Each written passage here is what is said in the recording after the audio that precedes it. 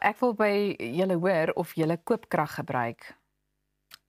Nee, Ek Nee, gebruik ook nie tans nie. Ons het al daarvan gebruik gemaak, maar nee, nie nee. meer. want 'n mens wonder wanneer is dit die goedkoopste tyd van die maand om krag te koop. So indien julle dalk mense ken, ja, ek weet dit klink vreemd, maar jy gaan nou hoor waaroor hierdie storie gaan. Indien julle dalk mense ken wat koopkrag gebruik soos Okay. ek. Baie mense het al opgemerk dat hulle aan die begin van die maand meer elektrisiteit vir dieselfde bedrag kry as aan die einde van die maand. Nou dit beteken egter nie dat elektrisiteit aan die einde van die maand duurder word nie. Die verskil is te danke aan iets wat bloktariewe genoem word. Nou hoe meer elektrisiteit jy in 'n maand gebruik, hoe hoër word die koste per eenheid. So jy begin in die goedkoopste blok, maar as jy te veel eenhede koop, beland jy in 'n duurder blok en betaal jy meer vir elke ekstra eenheid. Die finansiële kenner Cara Jane Sinish sê die grootste fout wat mense maak is om te veel elektrisiteit aan die begin van die maand te koop en dan aan die einde weer te moet aanvul.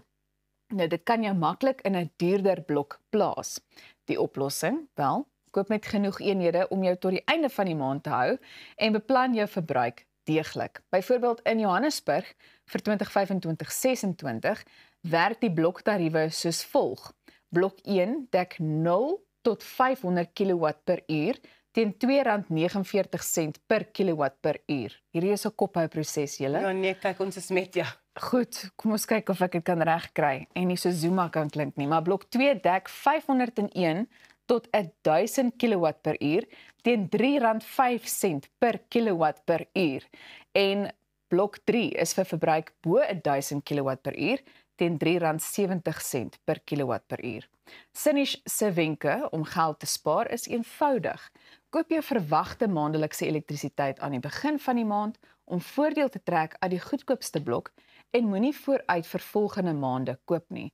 As dit aan die einde van die maand byna klaar is, koop net genoeg eenhede om tot die eerste van die volgende maand te hou. Jou verbruikstelsel stel elke maand terug na 0, so jy begin weer in die goedkoopste blok.